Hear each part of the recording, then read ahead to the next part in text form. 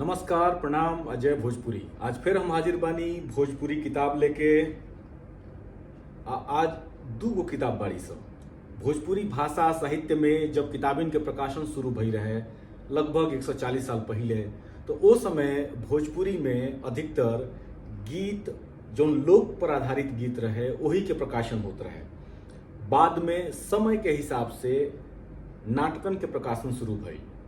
बाकी आज से 127 128 साल पहले भोजपुरी में पहिल ऐसन प्रयोग भई रहे जौना के भाषा तो भोजपुरी रहे, बाकी ओकर जौन साहित्यिक विधा रहे तौन अरबी फारसी पर आधारित रहे। जी, हम बात गजल के कर रहल बानी। भोजपुरी में बनारस के तेग अली तेग के गजल संग्रह बदमाश दर्पण 1994-95 में प्रकाशित भई रहे। बनारस से ही प्रकाशित भई रहे। हम गजल के बात ऐसे कर रहल बानी कि आज हम रउआ सबसे जौना दूगो किताबिन पर चर्चा करे जा रहल बानी, ये दोनों किताब भोजपुरी में गजल से संबंधित किताब है सब। ये दोनों किताब के प्रकाशन में लगभग 17 बरिस के अंतर बाटे। यानी कि पहिलका किताब जब प्रकाशित भइल ओकरा 17 साल बाद दूसर की किताब प्रकाशित भइल। बाकी ये दोनों किताब भोजपुरी भाषा आ साहित्य खातिर बहुत जरूरी किताब है सब। पहिल की किताब भोजपुरी के प्रतिनिधि गजल, संपादक के करहई जगन्नाथ जी नागेंद्र जी, प्रकाशक लोक प्रकाशन, प्रकाशन वर्ष 1978 यानी कि हमरा जन्म के एक साल बाद। ई ठेहा भोजपुरी साहित्यांगन। ई ठेहा भोजपुरी साहित्यांगन माने कि यह वेबसाइट पर वह सबके किताब मिल जाए। भोजपुरी के प्रतिनिधि गजल में लगभग 30 गो गजलकारन के 44 गो गजलन के संग्रह बा। तेग अली तेग से लेके नागेंद्र जी तक के गजलन के संग्रह एक किताब में रुआ सबके पढ़े के मिल जाए। यदि हम कहीं कि भोजपुरी के शेषर गजलकारन के गजल एक किताब में बा तो गलत ना कहाई। 1978 से पहले के लिखाई 44 गो शेषर गजल आ 30 गो भोजपुरी के शेषर गजलकारन के संग्रह है किताब। तो किताब तो खास बढ़ले बिया, कहे से कि 1894-95 से लेके 1978 तक के बीच में जौन 44 गो बेहतरीन एकदम शेषर मने एकदम सबसे ऊपर जौन एकदम हर चीज में आगे रहे ओह के शेषर कहल जाला। तो शेषर गजल वाली किताब बिया। एक किताब में कुछ गजल बाटे, हम ओकर एक एक लाइन पढ़ देता नहीं। जैसे कि पहिलका विश्वनाथ प्रसाद सैदा के ही बहुत मशहूर गजल हटे, खुदा के भी घर बे बोलौले न जाई नजरी। ऐसे ही और गजलकारन लोगन के बाटे। हम गजलकार लोगन के नाम नहीं बतावत, बाकी वो गजल के पहला पंक्ति हम पढ़ देता नहीं जो उनके हमरा खुद पसंद हटे।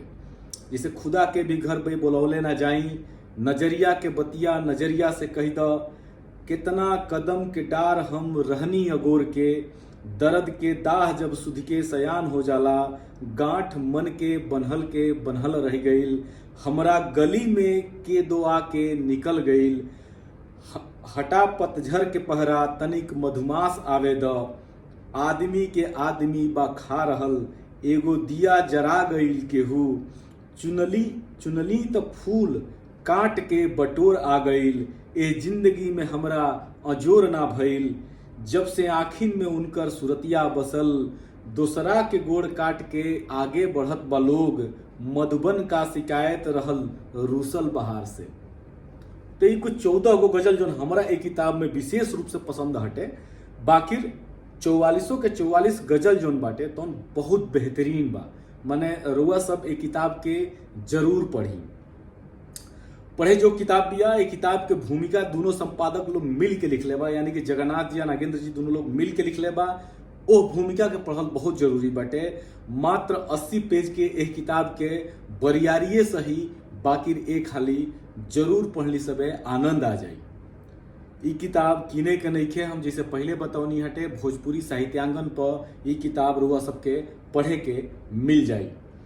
जो दूसर की किताब यह समकालीन भोजपुरी गजल, संपादक एकर बानी मधुर नजमी जी आ डॉक्टर अशोक द्विवेदी जी, प्रकाशक पाती प्रकाशन, प्रकाशन वर्ष हटे 1995, 1995 जब हम इंटर पास कैले रहनी, ई ठेहा भोजपुरी साहित्यांगन पर इहो किताब मिल जाई। मजेदार बात बा ये किताब में, मतलब डॉक्टर अशोक द्विवेदी जी के तेवर वैसे ही बहुत चोखा शान धरावल ह। तो वहाँ के किताब के समर्पण जोन बाटे वो लोगन के खिलाफ, जो गजल के खिलाफ फतवा देले रहे, लिखल बा समर्पण में, रुआ सब स्क्रीन पर भी देख सकेनी। समर्पण गजल का खिलाफ फतवा देवे वालन के, तो ये किताब वो लोगन खातिर समर्पित बिया। असल में ये किताब भोजपुरी के प्रतिनिधि गजल के अगिला भा, एडवांस भा 1978 के बाद ओके समकालीन चाहे प्रतिनिधि गजल के 2.0 कह दी वर्जन हटे। मधुर नजमी जी के हिंदी में लेख के बाद, जगन्नाथ जी के लेख बाद संस्कृत में एगो गजल बाटे, एकरा बाद फिर वेद प्रकाश समिताभ जी के लेख बा, एकरा बाद दूसरका संपादक जे किताब के बानी डॉक्टर अशोक द्विवेदी जी के लेख बा। ये चारों लेख गजल के बारे में लिखाई बाटे। हम ये लेखन के बारे में चर्चा ऐसे करता नहीं कि गजल तो रुआ सब पढ़बे करब, बाकी ये चारों लेख जोन बाटे बहुत जरूरी है, बड़ा बेहतरीन बाटे। ए चारों लेख के पढ़ल बहुत जरूरी बाटे।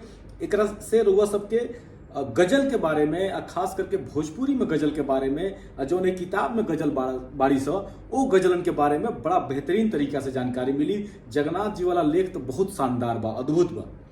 यही किताब में बीच में, मतलब शुरू में तो 4 गो लेख रुआ सबके मिल जाई, बाकी बीच में आसिफ रोहतासवी जी के एगो लेख बाटे। वो लेख में रुआ सबके गजल के इतिहास, भोजपुरी में गजल के इतिहास आ दिशा दशा के संभावना के बारे में जो बड़ा ढंग से लिखाइल बा वो के पढ़े के मिल जाई। तो 5 गो लेख किताब में बाटे गजल के अलावा, वो के जरूर पढ़ी। संस्कृत में गजल के हम बात कहबे कहीं हटे। एक किताब में समकालीन भोजपुरी गजल में लगभग 62 गो गजलकारन के संग्रह बाटे। तकरीबन 70 से ऊपर गजल जोन बा एक किताब में बाटे। यानी कि एगो इहो आइडिया रुआ सबके मिल जाई कि 1995 के समय में लगभग कम से कम 62 लोग तो गजल लिखते रहे। खैर हम बहुत सारा ऐसा नाव जानते नहीं जेकर गजल एमे नहीं खे, तो उहो लोग लिखत रहे वो समय में। तो यानी कि कई गुना लोग उस समय भोजपुरी में गजल लिखत रहे। बाकी 62 लोगन के गजल संग्रह एकरा में बा। ए में कुछ खास नाव हम बता देते हैं रुआ सबके। आनंद संधिदूत जी के गजल बा, मोती बीए, पांडे कपिल, जगन्नाथ जी, गणेश दत्त किरण, रामेश्वर सिन्हा पीयूष जी, अविनाश चंद्र विद्यार्थी, विजेंद्र अनिल, सूर्यदेव पाठक पराग, आसिफ रोहतासवी, सतीश्वर सहाय वर्मा, पी चंद्र विनोद, जौहर साफियाबादी, भगवती प्रसाद द्विवेदी, कृष्णानंद कृष्ण, विष्णुदेव तिवारी, मुफलिस तैयब हुसैन पीड़ित, ब्रजभूषण मिश्र, प्रकाश उदय सुभद्रा वीरेंद्र, अशोक द्विवेदी जैसा नामचीन रचनाकार लोगन के गजल रुआ सबके एक किताब में पढ़े के मिल जाई। एक किताब में एक से बढ़ के एक उस समय के केंद्र में लिखाई। हम ध्यान दिया रुआ सबके कि जौना समय काल में ये किताब आई बिया, वो समय काल के लेके बड़ा बेहतरीन गजल में पढ़े के रुआ सबके मिल जाई। ये किताब जो बिया तो हम भोजपुरी साहित्यांगन पर पढ़े के मिल जाई। 86 पेज के किताब बिया। विश्वास करिए किताब के रुआ सबके पढ़े में इचको बोर ना लगी। हम कुछ गजलन के पहले ही हम फेसबुक के माध्यम से रुआ सबसे शेयर कैले बानी, तो ये किताब के जरूर पढ़ी। तो आज के दोनों किताब भोजपुरी भाषा आ साहित्य खातिर बहुत कामयाब आ जरूरी किताब बाड़ी सब। रुआ सबके पढ़े खातिर बहुत बढ़िया किताब। ये दोनों किताब में रुआ सब भोजपुरी में करीब 140 गो से बेसी गजलन के पढ़ सकेनी। रुआ सब यदि गायक हई तो ओकरा के गा सकेनी, काहे से कि हमरा नहीं लागत कि गजलन के लेके कोनो बवाल केहू कह सकेला। हाँ, कुछ गजलकार लोग अब वही बाटे तो हो सकेला वो लोगन से अनुमति रुआ सब लेके गाई। बाकी हाँ, 140 गो गजल में से बड़ा कामयाब बहुत बेहतरीन गजल बाटे। भोजपुरी में साहित्य का होला आ गजल कैसन बाटे भोजपुरी में, एक तेवर रुआ सब ये दोनों किताब में देख सकेनी।